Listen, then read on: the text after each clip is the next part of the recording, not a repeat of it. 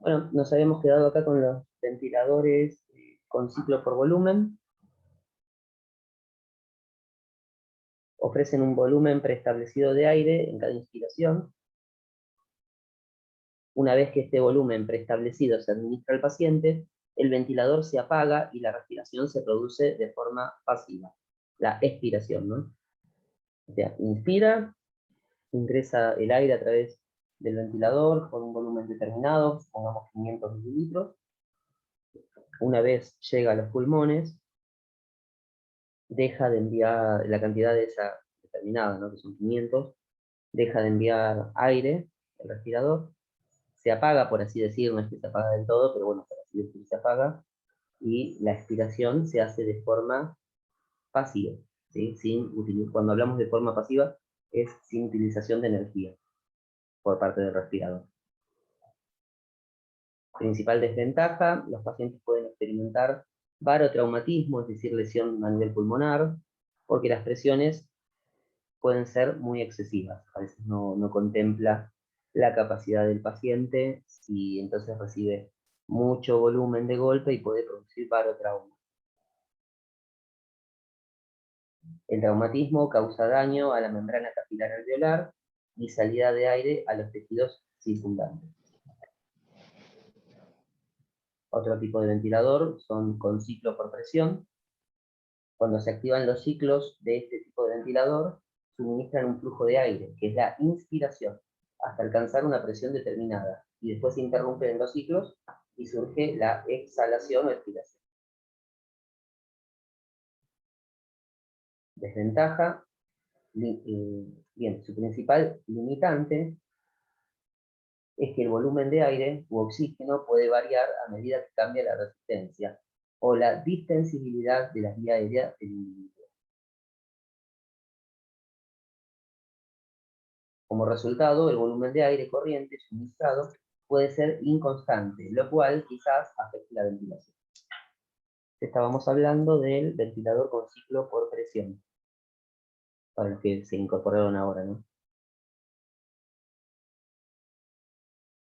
Ventiladores con apoyo oscilatorio de frecuencia alta. Este tipo de ventilador brinda frecuencias respiratorias muy altas, ¿sí? Se acompañan de volumen corriente muy bajo y presiones altas de las vías respiratorias. De ahí el nombre de apoyo oscilatorio de alta frecuencia. Entonces, retomando un poco, ¿no? Tiene frecuencia respiratoria muy alta y volúmenes corrientes bajos. Se usa para abrir los alvéolos cuando las vías respiratorias son pequeñas y están cerradas. ¿Cuándo van a ser pequeñas y están cerradas? En atelectasias. ¿Saben lo que son las atelectasias? ¿Qué es la atelectasia, perdón?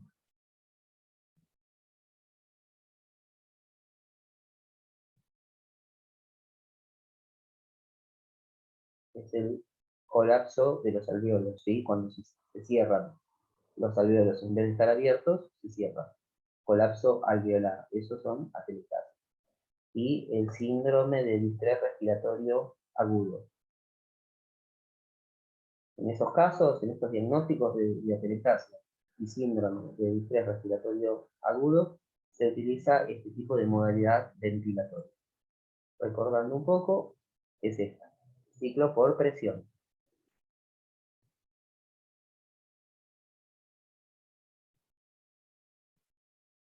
Bien, otro tipo de modalidad, ventilación por presión positiva, sin invasión corporal.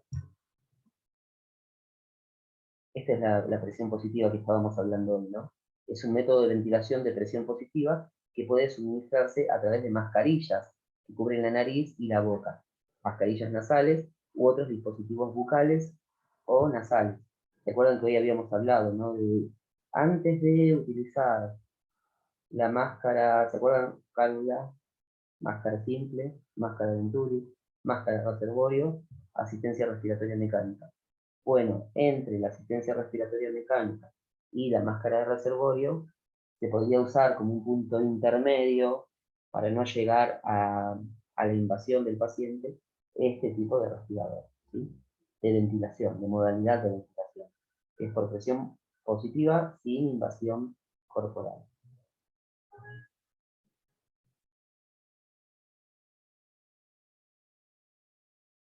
Bien, elimina la necesidad de intubación endotraqueal o la traqueostomía y disminuye el riesgo de infecciones, como la neumonía. Claro, un paciente que está con asistencia respiratoria mecánica, a través de la intubación, es un paciente que tiene riesgo de padecer neumonía. Continuamos con la presión positiva sin invasión corporal. Las personas son candidatas si padecen insuficiencia respiratoria aguda o crónica, edema pulmonar agudo, EPOC, insuficiencia cardíaca crónica o alteración respiratoria relacionada con el sueño.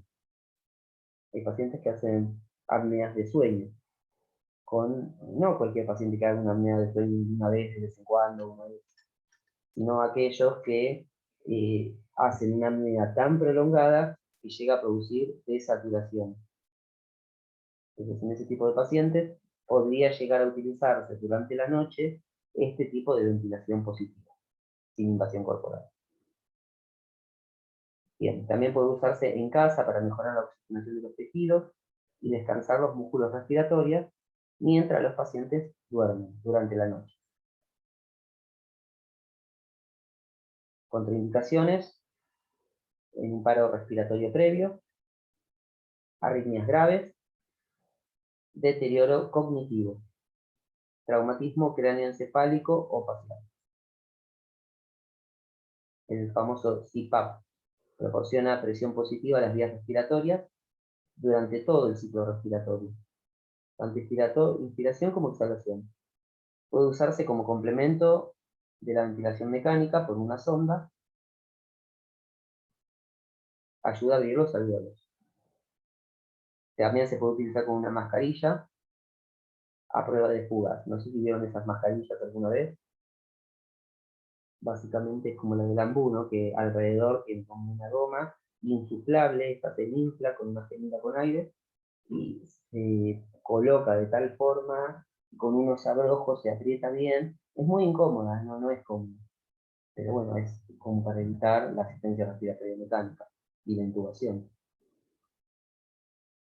El CPAP es un tratamiento eficaz para la apnea obstructiva del sueño, debido a la presión positiva que ejerce continuamente. El aire que ingresa va por presión positiva y es de forma continua, tanto en la inspiración como en la exhalación.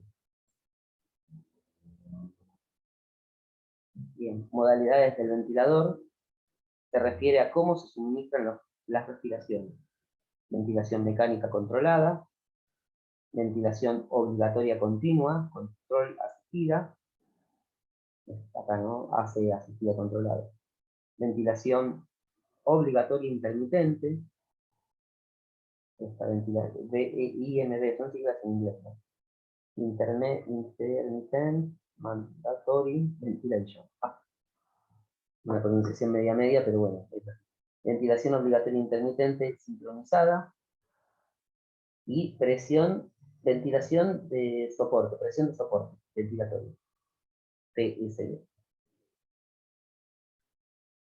Bien, la ventilación mecánica controlada ofrece apoyo ventilatorio completo al suministrar un volumen de aire corriente y frecuencia respiratoria preestablecida. Esto es lo que yo decía en los respiradores, ¿no? Que ya se programa tanto el volumen, que puede ser, supongamos, 500, 600, y la frecuencia respiratoria, que va entre 12 y 18 o 20. Profe, si el paciente, por ejemplo, ¿no? Tiene una ventilación mecánica controlada y bueno, quieren ver, los médicos quieren probar si él de a poquito puede respirar por sus propios medios, ¿no? Le bajan la sedación.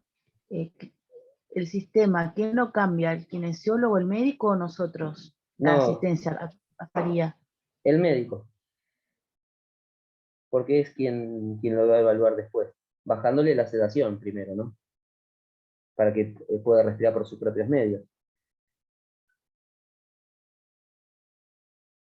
¿Escucharon hablar del bromuro de pancuronio?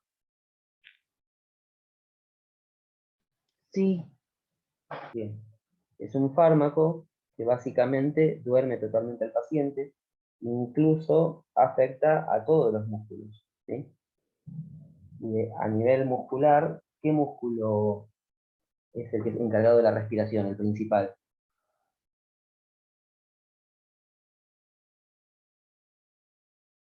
El diafragma, ¿sí? Entonces, si administro bromuro de pancuronio, el paciente deja de respirar, por así decir. Al dejar de respirar el paciente, tengo que modificar la modalidad. Si está en asistido, el paciente respira por sus propios medios, ¿no? Si llega a estar en asistido y por error le administramos bromuro de pancuronio, el paciente deja de respirar. En ese momento que el paciente deja de respirar, tenemos que cambiar la modalidad del respirador a controlado, porque si no, el paciente puede llegar a morir. ¿Se entiende, no, lo que estoy diciendo?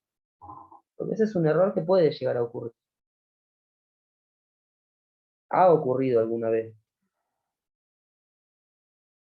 Se administran bromuro de pancuronio pensando que el paciente está en una modalidad que va a respirar a través del respirador y en realidad el paciente está controlando la situación. Está asistido. Como no cambian la modalidad, el paciente deja de respirar y el respirador no envía respiración. ¿Se entiende, no?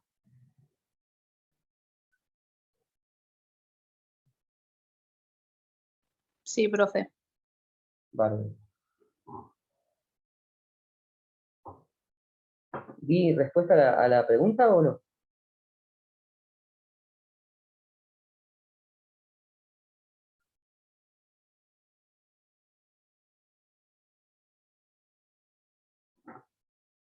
Bueno. A la pregunta que hizo Coronel.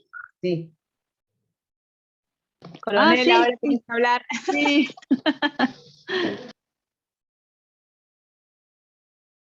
Así que bueno. Bueno, IMB es ventilación mandatoria intermitente, proporciona una combinación de respiraciones asistidas de forma mecánica y respiraciones espontáneas. O sea, va entre lo mecánico que envía el respirador y algunas respiraciones espontáneas del propio paciente. Las respiraciones mecánicas se suministran a intervalos prefijados y un volumen de aire corriente preseleccionado. Preseleccionado significa que está seleccionado por nosotros, por los operadores. En realidad lo seleccionamos nosotros, lo colocamos nosotros, pero por indicación del médico del servicio de terapia intensiva, ¿sí? Bien, la IMB permite al sujeto usar sus propios músculos para ventilarse y ayuda a prevenir la atrofia muscular. Esta otra modalidad, SIMB, suministra un volumen de aire corriente y un número prefijado de respiraciones por minuto. Entre las respiraciones aplicadas por el ventilador, el paciente puede respirar de forma espontánea sin ayuda del ventilador. Ahí acá es bien lo que hace, ¿no? Al detectar las respiraciones del paciente, el respirador en ese momento no envía aire. ¿Por qué? Porque está detectando que el paciente está respirando por sus propios medios. Bien, conforme se incrementa la capacidad de la persona, se disminuye el número de respiraciones programadas, cosa que el paciente en algún momento logre respirar por sus propios medios. Ese es el paso previo a la extubación. Extubación, o también llamado destete, que es sacar la respirador. Bien, después presión, este tipo de presión de soporte, aplica una presión constante a la vía aérea a través de la inspiración iniciada por el paciente.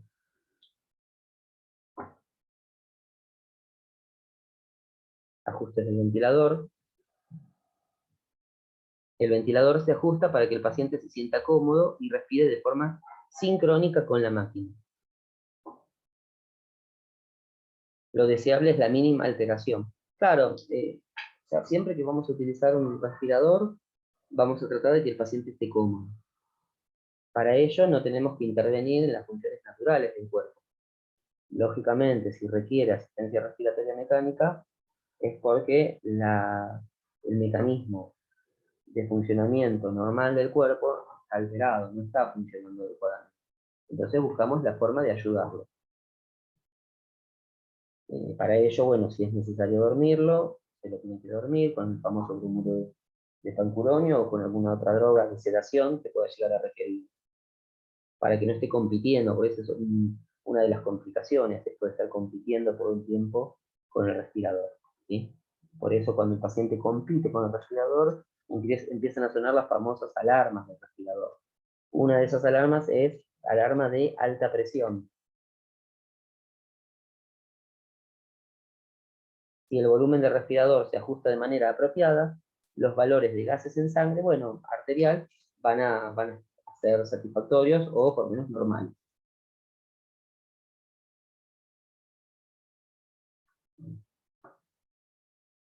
Bien, dentro de los parámetros iniciales del ventilador tenemos que ajustar todos los valores. ¿Se acuerdan cuáles eran? Frecuencia respiratoria, la fracción inspiratoria de oxígeno y el volumen corriente, que es lo que va a determinar la capacidad vital del paciente. Revisión del equipo, modo de control, volumen de aire y corriente y parámetros de frecuencia establecidos. O sea, modo de control, ¿se acuerdan? Básicamente era controlado, asistido controlado, presión de soporte, ventilación mandataria intermitente, ventilación mandataria intermitente sincrónica, ¿sí? Los que estábamos viendo hace un rato, ¿se acuerdan? ¿O ya se están confundiendo un poco?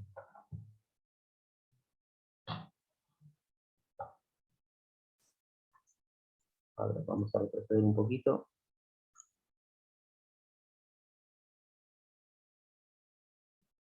Estos. A ver si está un poquito más atrás, a ver si están todos juntos. No.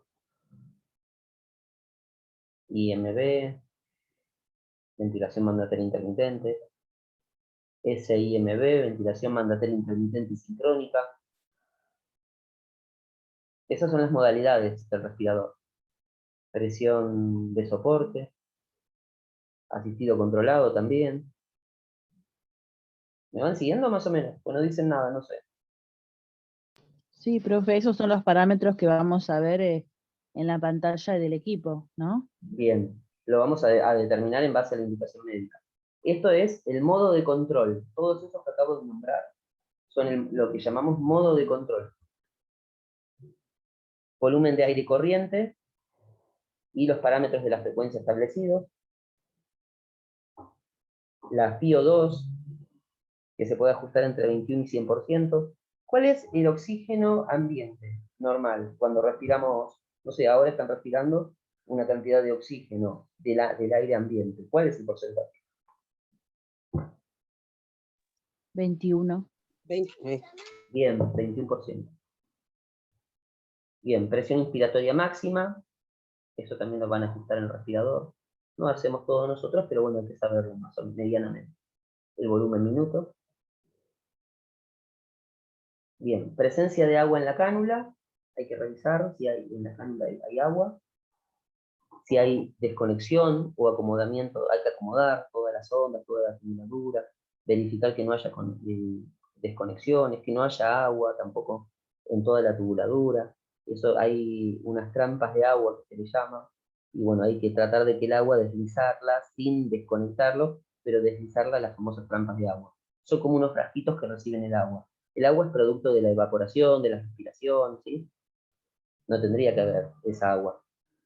Humidificación y temperatura, porque el oxígeno tiene que ser humidificado, tiene que tener una temperatura determinada. Las alarmas de baja presión, de presión alta, de desconexión.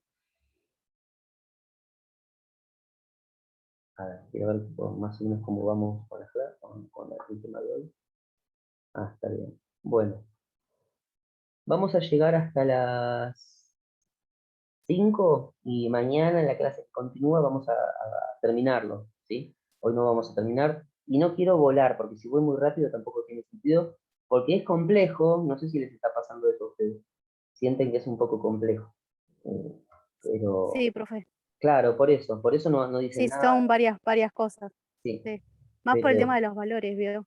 claro, por eso Yo me yo mezclo digo, con eso, por eso. bárbaro. Sí, yo digo que terminemos ahora hasta las 5. Mañana vamos a terminar esto, y ustedes si pueden, yo ahora después subo el video y se los paso, traten de reverlo, ¿sí? Reverlo, escucharlo, tratar de entenderlo. Si no saben algo, lo buscan, o cualquier cosa me preguntan, ¿sí? Bueno, profe. Bueno, profe. Vuelvo a presentar. Proceso de atención de enfermería. Tenemos que tener primero la valoración, ¿no? Valoración, diagnóstico, planificación, ejecución y evaluación. La valoración física incluye la evaluación sistémica de todos los sistemas del cuerpo, pero con especial atención en el aparato respiratorio.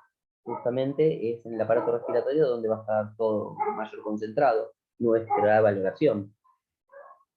Signos vitales hay que valorar: frecuencia respiratoria, patrón respiratorio, color de la piel. ¿Ustedes qué piensan, no, de la frecuencia respiratoria? ¿Es necesario valorarla en el paciente con asistencia respiratoria mecánica? Sí, ¿no? ¿Por qué?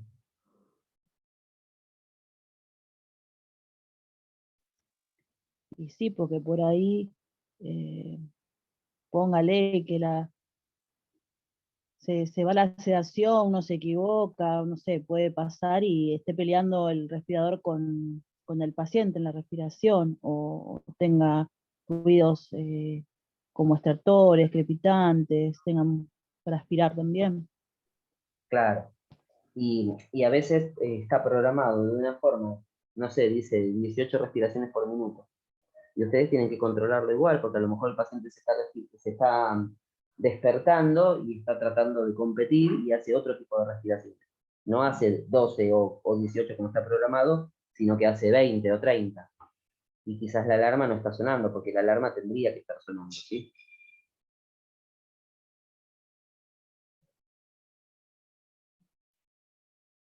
Bien, la valoración respiratoria, bueno, ya dijimos, el color de la piel, todo, si no está adecuadamente oxigenado, ¿no?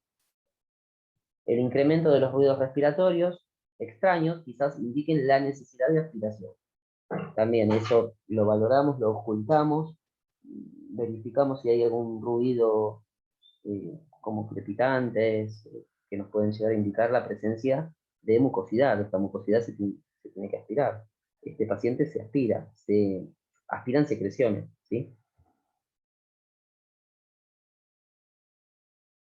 Bien, el personal de enfermería debe mantener la cabecera de la cama del paciente a 30 grados para evitar el riesgo de aspiración. Evaluar los parámetros y funcionamiento del ventilador mecánico, verificar la colocación del tubo endotraqueal, si está bien colocado, auscultar ambos campos pulmonares, verificar que ingrese aire, que se sienta el sonido de ingreso de aire en ambos campos pulmonares, ¿sí? En ambos hemitórax, mejor dicho. Valorar el estado neurológico del paciente, indagar sobre el nivel de comodidad y capacidad de comunicación del paciente. A veces estos sujetos de atención no es que están dormidos siempre, a veces están despiertos, están en una modalidad asistida, ¿sí? Entonces, muchas veces están sin sedación ya a ese nivel, y están lúcidos. Bueno, hay que tratar de hablarles, explicarles todos los procedimientos que vamos a hacer, no dejar de lado al paciente lo que piensa. Ustedes dicen, "¿Y pero cómo me puedo comunicar?". Y bueno, ahí vamos buscando la forma, o que nos escriba si es que tienen las manos libres como para escribir, si pueden movilizar las manos, o también hay carteles que ya están preparados en las terapias intensivas, sobre todo con pacientes crónicos, ¿no? Que puede señalar las letras del abecedario para decir palabras, o cosas muy básicas como sí, no, el paciente no tiene que decirlo, pero lo puede señalar. Y bueno, y ahí está la imaginación nuestra en buscarle la forma de comunicarnos con ellos, con los pacientes, ¿sí?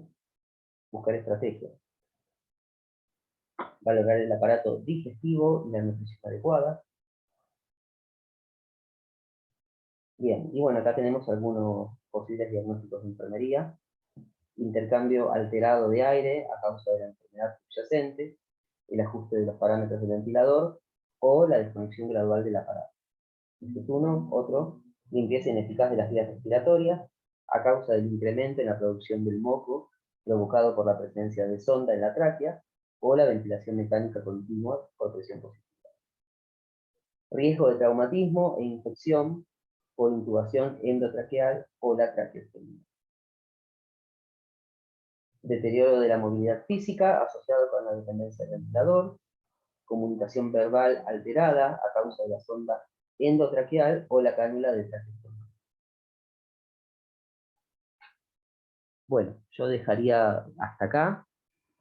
Estamos, igual no nos queda mucho tampoco, estamos en el 39. Sí, vamos a dejar igual hasta acá y mañana vamos a continuar. ¿Me pueden hacer acordar ustedes que nos quedamos en el 39? Bueno, profe. Yo lo escribo igual, pongo número 39 así me acuerdo, por las dudas. A ver, esperen que dejo de presentar, dejo de grabar y si quieren charlar algo, charlamos un poquito.